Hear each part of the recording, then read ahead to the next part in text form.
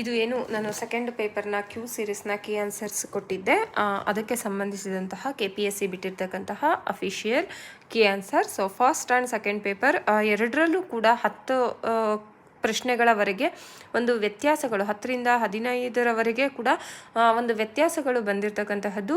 So ಆ ಕಾರಣಕ್ಕಾಗಿ ಎರಡೂ ಪೇಪರ್ನಲ್ಲಿ ಅಫಿಷಿಯಲ್ ಕೀ ಆನ್ಸರ್ಸನ್ನು ಆಲ್ರೆಡಿ ಎಲ್ಲರೂ ಚೆಕ್ ಮಾಡಿರ್ತೀರಾ, ಬಟ್ ಇನ್ನೊಂದ್ಸಲ ಚೆಕ್ ಮಾಡ್ಕೊಳ್ಳಿ. ಬಿಕಾಸ್ ಅದರಲ್ಲಿ ವ್ಯತ್ಯಾಸ ಇರೋದ್ರಿಂದ ಇದನ್ನು ಹೇಳಬೇಕಾಗಿರೋದು ಸೊ ನನ್ನ ಡ್ಯೂಟಿ. ಆ್ಯಂಡ್ ತುಂಬ ಈ ಒಂದು ಪ್ರಶ್ನೆ ಪತ್ರಿಕೆಯ ಗೊಂದಲಗಳು ಏನಿದೆ ಇದೆಲ್ಲ ಇನ್ನೂ ನಡೀತಾನೆ ಇದೆ. ಅಂದರೆ ಏನು ಕನ್ನಡ ಅಭಿವೃದ್ಧಿ ಪ್ರಾಧಿಕಾರದವರು KPSCಗೆ ಈ ಬಗ್ಗೆ ಒಂದು ವರದಿಯನ್ನು ಕೂಡ ಕೇಳಿದ್ದಾರೆ. ಅಂದರೆ ಯಾಕೆ ಈ ರೀತಿಯಾಗಿ ಮಾಡಿದ್ದಾರೆ, ಇಷ್ಟು ವ್ಯತ್ಯಾಸಗಳು ಕನ್ನಡ ಮತ್ತು ಇಂಗ್ಲೀಷ್ ಭಾಷೆಯಲ್ಲಿ ಆದಂತಹ ಒಂದು ಗೊಂದಲಗಳು, ಇದೆಲ್ಲದರ ಬಗ್ಗೆ ಮಾಹಿತಿ ಕೇಳಿದ್ದಾರೆ. ಹಾಗೆ ಕೀ ಆನ್ಸರ್ಸ್ಗಳಲ್ಲಿ ಕೂಡ ಅಬ್ಜೆಕ್ಷನನ್ನು ಫೈಲ್ ಮಾಡಬಹುದು.